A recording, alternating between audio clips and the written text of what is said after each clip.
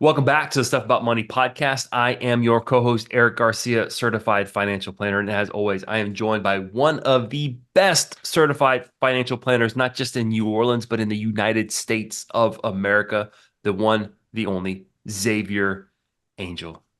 Thank you for that introduction, Erik. You make me always feel special. Oh, you are special, my friend. You are very special. So tell me, what is one conversation that you're having with clients regarding money currently? Ooh, that's a good question. Oh man, I'll tell you, what seems to have come up a couple of times within the past couple of weeks is related to debt, and not so much like getting out of debt or having too much debt. This is more in the context of the business owner, right? The business owner has two pocketbooks, right? Two checkbooks, the business checkbook and the personal checkbook. Um, Small business owners, those two checkbooks are kind of like integrated, right? The lines Mhm. are not super clean. Like, where do my business finances end and where do my personal finances start? And what I found is, in the business, you have sometimes extra cash hanging out in the business, or you have the ability to borrow, right? You have some type of line of credit Right. established. On the personal side, the business owners may have a little bit of cash stashed away. They may have like an equity line of credit or something that they can borrow against. But what I'm finding is the business owner doesn't really have a good grasp on how much revenue or income they have coming personally. So they have a really hard time moderating their lifestyle. What I mean by that is, what is an affordable lifestyle for that business owner to live so that they can continue growing their wealth? Sometimes what seems to happen is the business owner might want to take a nicer vacation or buy a more expensive vehicle or upgrade something in their house, something along those lines. And they're borrowing for it either from the business or from a line of credit. And it kind of like tricks them into thinking they have more income than they really do. Sometimes they can afford it, but I guess the takeaway is taking stock and inventory in the what you can afford and what you can't afford, and then living within that lifestyle. That's something that seemed to have come up a couple of times with some clients recently. And you say that, and that's a great takeaway, and thank you for sharing that with us. You and I had a conversation yesterday, and one of the things that you were telling me about was you actually were doing that inventory yesterday, looking at the books, separating out what the business had done on the PNC side, and you were surprised, correct? And how often do and No, I tell wasn't. I wasn't. I wasn't. I wasn't necessarily surprised. I was waiting for some numbers, Mhm. complete some from my bookkeeper, and the numbers confirmed what I had thought. But it's always nice to actually confirm what you thought. I'm a Right. stickler on when it comes to the business and having up to date books. How Um, often how often are you going through your books and actually looking at it? Probably multiple times a week. Like, I want to have my books, when the month closes, I want to have a pretty good pulse on my income, my expenses. I mean, I got payroll to make, I got um, benefits to pay, all kinds of stuff. So for me to have a pulse on not just revenues coming to the door, but expenses, what's our net profit, all that's really important to me. And if I don't have good books, I Mhm. don't. Your books and your business tell a story, Right. paints a financial picture of your business. You can see if you kept good books over a period of years, you can see, what are the trends in your business, and so on and so forth. And there's rhythms during in our business when revenue's higher, when revenues are lower, when expenses are higher, when our expenses are lower. So I like to keep track of that and prepare Mm. for them. I'm thinking already about the first quarter of next year, because that's a slow period of revenue for the PNC business. So, like, I'm already planning for that. So if I don't have my numbers, if I don't know what's going on, cash in the bank doesn't tell me the full story. So I'm a stickler for that. Mhm. But Right. this actually ties a little bit into what we want to talk about today. So we spend a lot of time on this podcast talking about building wealth, obviously, what are, wise planning, making good decisions, but we tend to focus on the spending side. Spend less, invest, save, right? Don't do anything foolish with your money. But the reality is all that stuff is contingent on us making money and us earning an income, right? The Hmm. dollars that we earn, if you think of each dollar as a brick in the wealth and our wealth building endeavors, um, we need to generate more revenue. That's one way to continue to build wealth is to generate more income, more revenue. Now, let me just say this. More income does not necessarily lead to more wealth. The more income you Hmm. have, the better opportunity you have to build wealth. But you and I both know, and you listening to this podcast, you know as well as I do that there's people who make a lot of money who don't build a lot of wealth, right? Income does Right. not equal wealth. We know a lot of people who don't make a lot of income but have built wealth. Okay, so Correct. wealth is what you keep. So in this podcast, I want to talk about the income side, more specifically. Um, More specifically, how do you drive more income? And one of those ways is to invest in yourself. So if you're a business owner or if you are a professional, if you have some, and I would even say if you work for a company and you don't necessarily have direct control over your income, um, investing in yourself will generally lead to your ability to demand more income. Now, Mhm. specific for the business owner and for the professional who may have a little bit more control over over their income, I will say certainly investing in yourself. And specifically, you and I just went to a conference. It was a conference that was for insurance agency owners, specific to technology. It's IndieTech. It was for insurance agency owners. Most of you know listening, I own an agency, and I also work with a lot of independent insurance agents. So you and I actually had a booth up there, and we're talking about our financial planning services and how we help agency owners. But there's three takeaways, and after you and I had this conversation and we captured some of these, we added a one Lagniappe takeaway. Hmm. So for what Well, define Lagniappe for all of our non New Orleans listeners here for me, but Xavier. before we go there, I think you mentioned even for those that aren't business owners, we should all be taking stock in ourselves, doing things to better ourselves. And one of the things that I've seen, whether it's on the insurance side, the investment side, what have you, going to these conferences, Hmm. it allows you to grow. All too often, I've heard, I don't want to go. I don't have time to do this. I don't have time to go. But by showing up there and by going, participating, meeting people, you're capable of growing yourself. And part of why we started talking about these three takeaways from IndieTech was because you learn so much, you see so much, and you're writing these notes down. And it's impossible to come back and implement everything that you've seen. And so part of what we had talked about was let's take three takeaways from IndieTech and let's look at either implementing those Hmm. or being better at what we do with those Yeah. three takeaways that we have. So, Yeah. So it's three takeaways in one Lagniappe that we added kind of last yes, minute.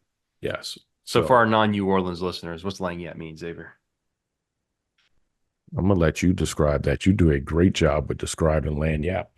Oh my goodness gracious. It's something extra for free, right? So in New Orleans, you might go to a restaurant, they might bring you out a dessert, lagniappe, it's a little something See, extra for because free. you always give a little story with it. I would never give a story with it. Why? Tell a story with You it, man. you love your stories. And stories are great. The stories are a great way to learn. No, Anyway, they all right. are. So let's jump into our three takeaways. Let's jump in. And what's our so what we have is, we have three takeaways, and within each takeaway, we're going to expound on it. So what's our first takeaway, Xavier? The first one is developing and strengthening relationships, the professional relationships that are there. Yeah. Um, and part of developing it is, you want to associate with yourselves with people who are in the same industry, who are same like-minded individuals with you, because they're going to help you to grow. They're going to help you to move in a direction that you want to be able to go in. Yeah, I would say in professional relationships, I look at it twofold. One is certainly you want to surround yourself with peers, people who are on the same journey as you, people who might have shared values, similar ambition, who are trying to accomplish the same thing, right? But you also want to put yourself in a room with the type of people that you want to become, right? Right. I know there's certain professionals that, man, when I'm around them, I just want to be in there. I want to hear them talk. I want to hear the things that they talk about. I want to hear the stories that they tell. If they're leading sessions, I want to be a part of it because they're doing something that I haven't done that I want to do. And I'm not talking about necessarily a mentor per se or someone who's older than me in the business. This is just someone who's done something that I haven't Hmm. done and I want to accomplish it. Right. And you find So, that you find a lot of that. I mean, I've got these professional relationships now, and I'll even say you and I built our relationship, our friendship, being in the same room with each other, mhm. building that professional relationship with each other, and having that opportunity to grow over the last what 18 years, 18, It's been 19 that years long. now. Yeah. Holy smokes. Um, And you still have your hair and it's I've lost mine.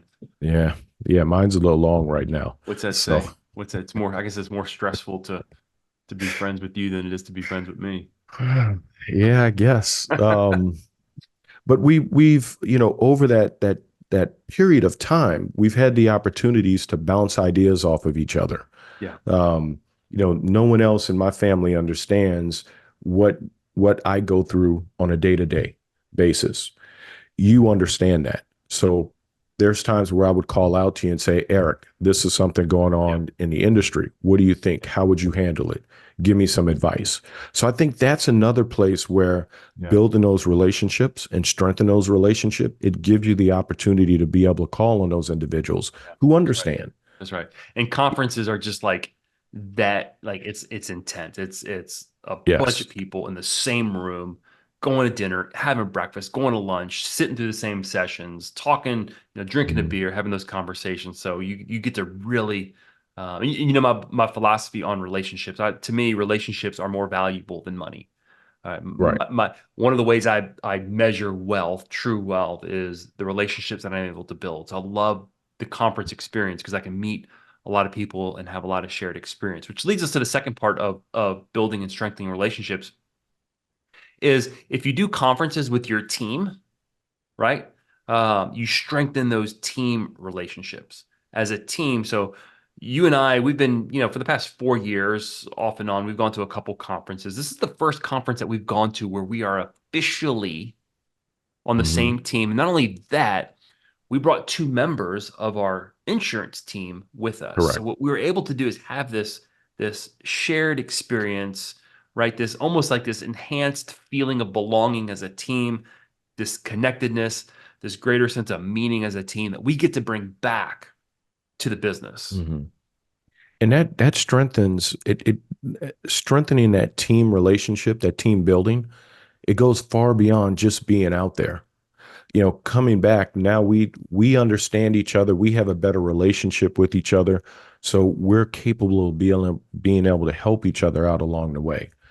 Yeah. So Um, if you're yeah. able to experience a conference with another member of your team, that's huge because we talk a lot about our company culture here. Culture is really important for me because we spend, geez, some of us spend more time with each other, with our coworkers, than we might Hmm. do with our family at home. I mean, that's just the reality of work and in our culture. So like we want to make sure that our team gets along, that we have good relationships to the extent that we can as a team. And in those conferences, this conference was fantastic. I remember one night it was like 11:30. We're all tired.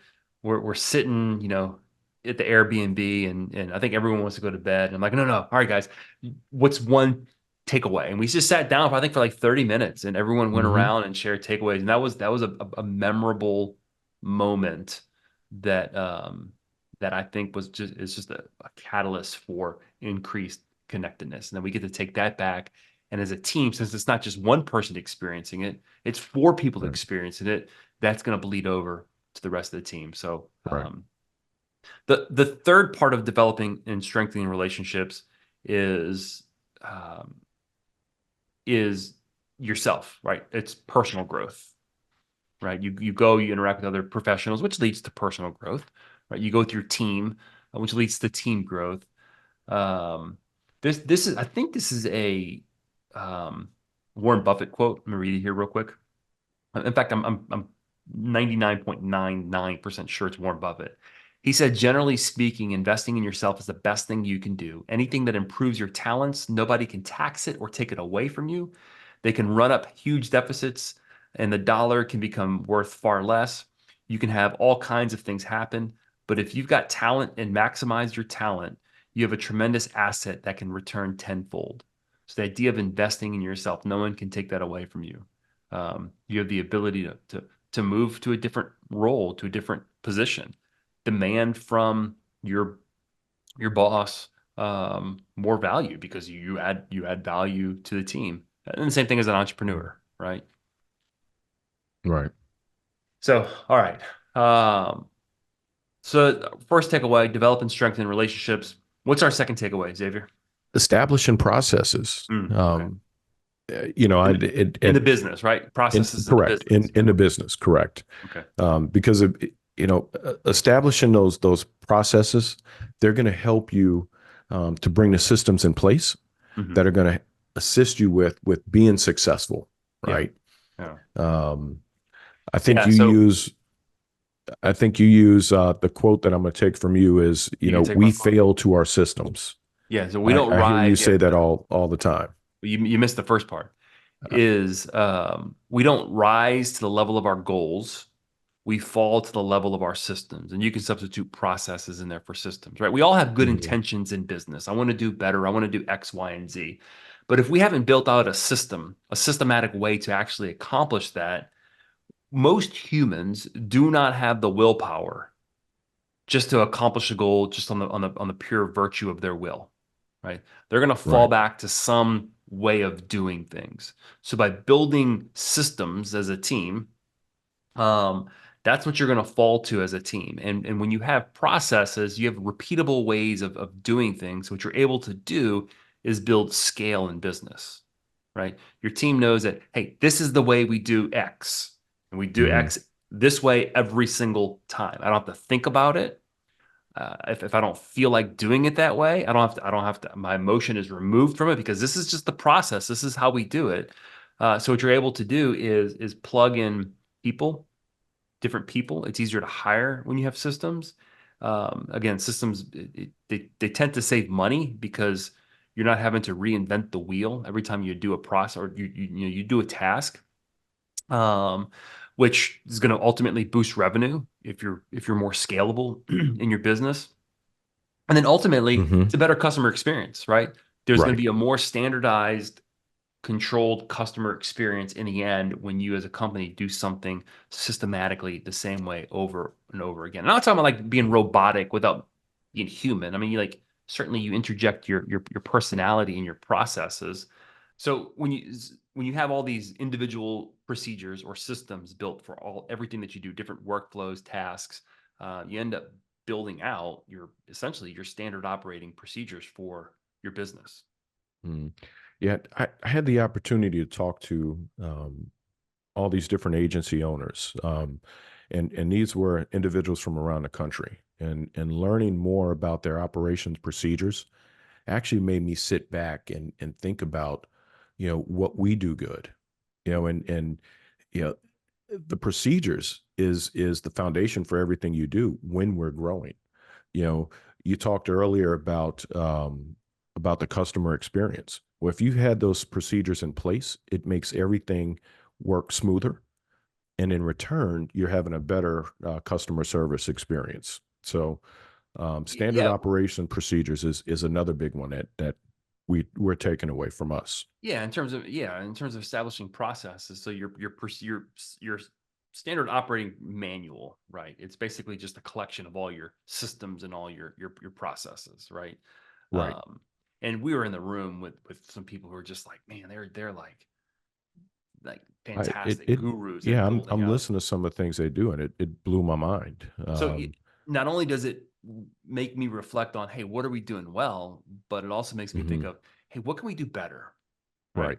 What are some things, the challenge when you're a small business is you wing certain things, right? Everyone has a process. Most people don't have written processes, and everyone does it. So like staff A has a process, staff B has a process, Mhm. staff C has a process. You give them the same task, they're going to get it done, but they might get it done 3 different ways. The problem is, if you have 3 different ways of doing it, it's very difficult for someone to step in. It's very difficult to hand projects off to certain people or someone else to step in. If someone's gone or if you hire someone new, how do you train them? What's the standard way of doing it? So having the standardized operating procedures goes back to this idea of scalability, right? I have a way of doing things. It's easy for me to train people. It saves me time and it gets people more productive quicker, which Hmm. ultimately leads to more revenue for the professional, for the business owner, right? Right. Or if you don't own the business, it makes you a crap ton more efficient. Hmm. So if you have the ability to, drive more income because of incentives, because of productivity, man, when you have systems in place, it can boost productivity tremendously. Right. And I think Um, that the first process, the first piece of that to do is looking at all those procedures, those operating procedures, take a step back, put them down on paper, review them. Look at what's the most efficient process that's out there. How can I change it? How can I merge it? And we actually went through that process last week where we took a step back and looked at some of the things that we were doing. yeah. Um, Here's a so, pro tip. If you've never done this or you haven't done it well, give every single one of your staff members a physical notebook. Okay. Not a Word document, a physical notebook. And then as they go about their day, have them capture what they're doing. It doesn't have to be like step by step, but like processing paperwork, be specific, right? Changing beneficiary, um, trading an investment account, you know, changing a mortgage company, whatever. Like track all these things, have all your staff do it for a week, and then you take all that information, and then what you can do is you just pull out the commonalities, and then you just start one by one creating processes and systems around each thing. Start with the thing that you do the most often, right? If I do, I don't know, change beneficiaries is the most regular task that I do. Let me create a very specific process around that. Now we're talking about something very simple, right? Generally mhm, pretty simple, but start with that and then build into the more complex things. We did that in both businesses, and um, it's a lot easier to train. It's a lot easier to hire when you have. It's a lot easier. Let me tell you, it's a lot easier to manage people when you have good processes. When you have good right. processes in place, it's a lot easier to manage people. My friend Billy Williams, we've had a lot of conversations about this. And um, he actually called me one day when I was going through this for the insurance business, maybe like 6 or 7 years ago. And he asked me how things were going. And I said, Billy, I'm going to keep doing what I'm doing. Basically, I was working in every role in the business, capturing all the tasks that needed to get done so that I could figure out, hey, what's the best way to build processes and systems?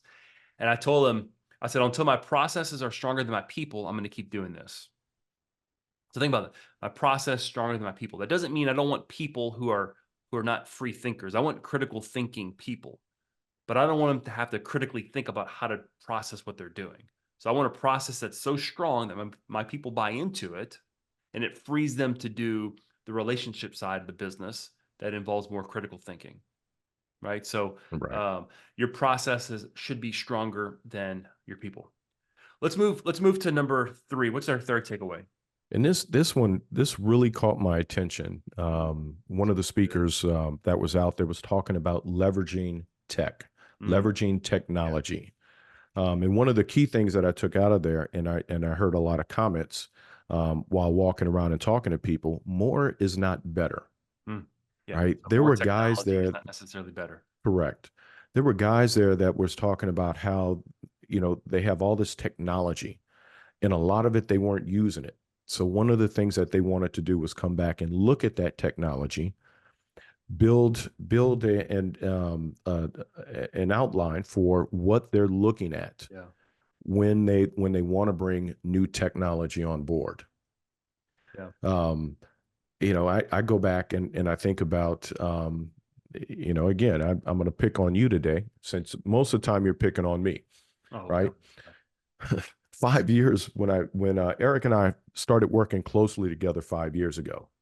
Um, every day, Erik, I'd walk into the Not every office. day.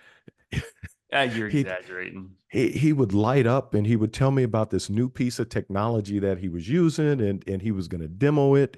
And I would always tell him, I said, Erik, slow down. Right? Slow down. Let's look at this. Let's not jump into something new now. Right. And then eventually you brought on this philosophy. And when you look at technology, you always ask, what problem is it solving? The first question is right. And so more is not better. Ask yourself, what problem is this technology solving? Yeah. Um, so I ended up writing a technology policy statement that governs my purchase of technology, whether I keep a piece of technology. And it basically reminds me of some like critical questions to ask of my technology before I onboard it. And the first question is, what problem does it solve? And not only what problem does it solve, but what potential problems could it create if I onboard it, right? So sometimes solutions can create other problems over here. Um, so that's in the same way we have investment policy statements with clients that kind of govern the type of accounts that we invest in. It takes in consideration their risk capacity, risk tolerance, objective, purpose for a particular investment account. We do the same thing with our technology. Mhm. We govern and manage our technology spend with Yeah. this technology policy statement. I'm gonna tell you right now, It's helped out a lot. yeah, if you're looking at buying a piece of technology, ask yourself, what problem does it solve? Now, make sure that you have that particular problem in your business, right? Every technology solves a problem. The issue is sometimes we don't have that problem in our business. And that now I would get excited because I would see pieces of technology and what it could do, but like I didn't have that problem in my business. So what it was doing is just creating another problem for me that like now I'm paying money for this piece of technology that I feel like I need to use that is not really relevant to me. Yeah, it's Right. I had more conversations at this conference with people who were there not necessarily looking to onboard new technology, but looking to use their technology better, to go Hmm. deeper with their technology, which leads to the second point under leveraging technology is that when you onboard a piece of technology, you should treat it as if it's a new employee, right? If you hire a new employee, and if you do it right, you have like an onboarding process where you have a real methodical way of teaching them the business, teaching them your culture, teaching them your technology, teaching them the actual work, right? If you don't invest in your people, they're not going to be great, or potentially they might not fit into your values. They might not do what you want them to do, right? They might not learn your processes. They might create their own processes that are problematic for your company. It's the same thing with technology. So whenever you onboard technology, you should treat it as if it's a person, as if it's an employee, and spend the time to onboard it properly. If that means Hmm. learning it inside and out, if that means taking time to create templates or whatever it may be, depending on the particular technology, um, you know, spend time doing it and doing it right, and lean on someone that you met at the conference who uses it and pick their brains, right? Because you invested in that relationship. Most likely, they're willing to invest in you and help you onboard a piece of technology correctly. That's what I love about conferences. Saying, "Hey, you use the same thing I use. Tell me what's your three favorite ways, or what's the three ways that you use it most in your business?" And inevitably, there's always like, "I never thought about that," and then it's like, Hmm. "Does that solve a problem for me?" No, it doesn't. Let me ask someone else. And they give me an answer. I'm like, oh, I never thought about that. And all of a sudden, that solves a problem that I had. In fact, when we went to this conference, um, I had both Joe and Tammy. I asked them, I said, what three issues, areas of friction, obstacles in the business do you want to try to find a solution for at this conference? Um, and either technology or people are going to help you solve those problems. So the second point to leverage tech is spend time on your tech as if it's you hired someone. And the third part of tech is probably the most exciting, and I'm going to say it's the grayest area of all, is AI, is leveraging AI. man, there are some people who are doing some wild things with AI Right. that Don't be afraid of AI. don't be afraid of AI. But let me also say this. There's people who are doing some wild things with AI. Most of us will never do those wild things with AI. Um, and um, don't be afraid of AI, but also be slow to just throw AI in every part of your work life. Um, AI is, I remember back in what 2010, 2009, 10, 11, 12, somewhere in that area when the robo advisors first came out. Remember that? I So, I do. mean, it's basically AI for investing, right? You go Hmm. online, you open an account, you put a little piece, some information about yourself, how old you are, how much you make, how much you save, what you want to have in retirement, and then it spits out what type of portfolios you should invest in. Spits out what your risk tolerance should be. And there's a lot of advisors who are scared. I Hmm. remember talking to some older advisors; they were terrified that it was going to replace them. And I remember thinking, what are you afraid of? Right. And they're like, well, it's going to make us irrelevant. And I said, no, I think and I remember having this conversation with one particular advisor at a conference. Um, and I said, people are always going to want to talk to people, right? Humans are always going to want to see what other humans think. I said, but we should learn from it that the reason people are flocking to it is more about the user experience. It's easy. It's sometimes Hmm. complicated to work with an advisor, right? The technology is slick. The interface is simple to use. And I remember thinking, I probably said it, but I remember thinking, I'm not worried about AI or robo advisors at the time. We weren't calling it AI, but I'm not worried about robo advisor replacing me if I can find tools that give the client the similar feel of working with a robo advisor, right? The experience that they want, right? What do they want to do on their own? What do I need to provide them as an advisor? And recently, I heard an interview with Ted Sarandos. He's the CEO of Netflix, and I think the question was if he was concerned about AI replacing the movie production studios, right? Netflix drives a lot of revenue producing movies, not just distributing them, but actually producing them. And he said something pretty interesting. He said, "I don't think of AI as a creative tool in the threatening sense. I think of it as a creator tool in the enabling sense." So he doesn't see it as a threat.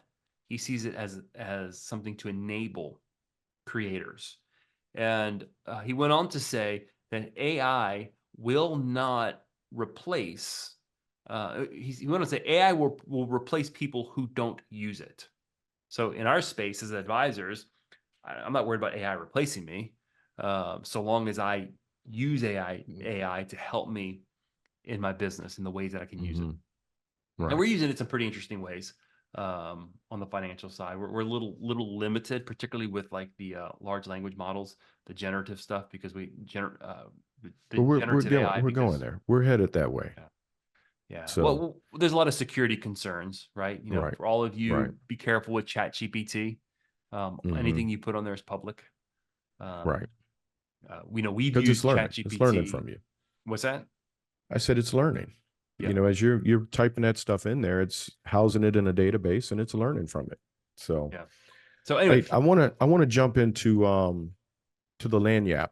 yeah. Um and so the Lanyap that both of us wound up coming away with is taking risk in your business. Yeah. And there's two that stood out to us, and um I'm walking back to the booth, and you stopped me and you asked me, "Hey, what do you think?" There was a presentation that came up at the last minute. That presentation with Ryan Hanley, and two different styles, right? You and Ryan have two different styles. It's so you're like, do you think I could pull this off? What do you think? So How do you so think it's going so to go? context. Ryan's been a guest on the show. Ryan is this kind of really forward, progressive, disruptive thinker in the insurance space. You can go back and listen to the episode. Ryan is high energy. Always have great conversation with Ryan, but our styles are definitely different. I've learned a Completely lot from different. Ryan. So we were presenting at the same time, next door to each other, and our my presentation was called Human Optimized Automation. How we use virtual assistants in the renewal process. This is specific to the insurance business. Okay. Human optimized automation. In a call that I had with Ryan 2 or 3 months prior, I was talking about my presentation, and I had named my presentation Manual Automation, right? Like manually automating things. And he goes, "Oh, I call that human optimized automation." So I'm using his term. I'm like, "Oh, I'm going to use that term." He's like, "Go for it." So then I see that I'm speaking at the same time he's speaking, and his presentation is on human optimized automation in the sales process. Mine's in the renewal process. Now, Ryan, when Ryan speaks, Ryan tends to be a little bit more keynotey in his presentation. My presentation was much more tactical. So I went to him. I said, "Hey, I got an idea. I don't know if it's going to work." I said, "This is what my presentation is on. This is what your presentation on. Let's combine them." And we talked about it for 5 minutes. We real high level, no preparation. We took the wall down between our rooms. He had one screen for his presentation. I had my screen. We kind of talked how the intro was going to go, and we co-presented. So talking about taking risk, making money. This is a Right. small example, but for all intents and purposes, it was a great presentation. I think we both. I heard all great feedback on it. So, Yeah. um, and then a risk that we just took. Yeah, we Um, just took another risk in business. so Well, let me back up. But let yeah, me say something about risk. There's a relationship between risk and reward, right? Risk and payoff. That if I take risk, the more risk I take, I have a higher expectation for a potential reward. So let's think about this like in a different context, not in money or business. If I jump out of an airplane, right? I'm expecting a thrill, a really high rush of adrenaline. That's why people do it, right? They don't jump out of an airplane because they think it's peaceful. I guess maybe some people do. They're expecting a high rush of adrenaline, risk and reward. That's not a risk I'm willing to make. I don't want to jump out of an airplane. I don't need that. I don't need that rush of adrenaline. In the investment world, if I invest in a high tech growth stock, I'm expecting a higher return than if I were to invest in a utility company that's been around for a long time. Okay. That's just the nature of the business, right? If I want to make money as a business owner, I have to take some level of risk. If I never take risk, or if you're an employee or whatever, if you never take risk, you're never going to experience the potential of that reward. Now, there's a downside to risk. The higher the risk, the potential for loss, right? You jump out of an airplane, your parachute doesn't open. That's a high cost to pay, right? Um, if I invest in a high growth tech stock and it goes out of money, that's a high cost, right? So I can make a lot, but I can lose a lot, right? So on the level of risk we take um, determines the potential for the reward that we can make. And in business, we take risks all day, and this right, set in the context of what you're about to lead into. right. So we took a calculated risk Hmm. um, recently within the last week and a half. We made an offer to an individual to Yeah, join our firm as a yeah. registered assistant. Now, keep in mind, we have a non-registered assistant with Uh, us, Registered meaning licensed licensed, for our correct? non-investment people out there, our non, yeah, And she's done a phenomenal job for us over the past year. Um, the risk that we made was adding another body within our firm to help us to more um, hone in on where we're trying to go and what we're trying to do. yeah, One of our current assistant, um, we saw we saw that she's got a love for the insurance side, the life insurance and disability side of the business, and so by moving her over there, she can now become more efficient and more effective in everything that she does in that side of the practice. The registered or the licensed assistant that we went out there and brought on board or made an offer to, You keep saying assistant. I'm gonna correct your language here. I say team member. team I mean, member. because at the Yeah, end of the day, we're all assisting each other. we are. We're all We are. supporting each other in one way. We just have different roles. But yes. So um see, now you threw my train of thought. But Your train so of thought. we made an offer to the individual and bringing her on board to help us. She's going to better our practices. Um, from an operational standpoint, she probably knows more than you and I both. No, this is Um, what it comes down. This is what it comes down to. This is what it comes down to. Okay. The risk was an outlay of capital. It was going to mhm. cost us money. Okay.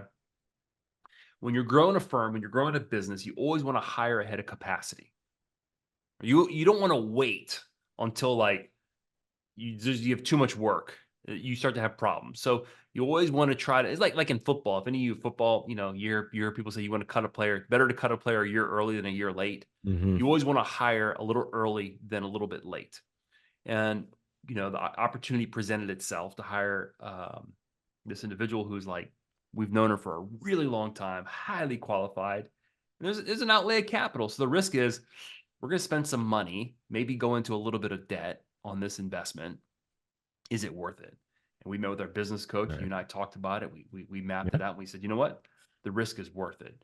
And I would say by us going to that conference and spending time at that conference, being It around put me business over. owners who are Right. taking risks. That put me over the top. I can remember going to you late Tuesday afternoon and telling you, "Let's do it. I'm all in. I'm 100% in." But it was being at the conference. It was listening to some of the speakers. It was talking to the business owners that were there, listening to the growth. Um, so self growth is Yeah. what it was, Yeah. and we made that decision when we came back. And November 1, the individual will be on board with us, and we're going to be better for it. Yeah, by the time people listen to this podcast, this is exciting. So, y'all, look, take time if you have the opportunity, invest in yourself. It's a great investment. Part of building wealth is driving revenue. Obviously, the more revenue you have, the more opportunity you have to build wealth. And not only that, you have the opportunity to do other things that you want to do, whether it's travel or give more to charity, right? Or help family or friends who may be struggling. And making an investment in your skills and your talent and your professional knowledge is one way to do it. So I am thankful for business partner like Xavier, who we spent a lot of time together. We've been growing together for a long time, and it's so much fun to do it with someone you love, someone you care about. So Are you saying you love me, man? I do. Is I that love you, what I Xavier. just heard? You love me and care Oh, I about love you, me. man. You're my brother. Of course I Uh, love you. Of course I love you, man. So, y'all, look, thanks for listening. If you had any takeaways, if you're listening to this and you went to IndieTech or you went to some conference recently, you have any takeaways, we'd love to hear from you. Hit us up, share this with someone who you think could benefit from it, and thanks always for listening.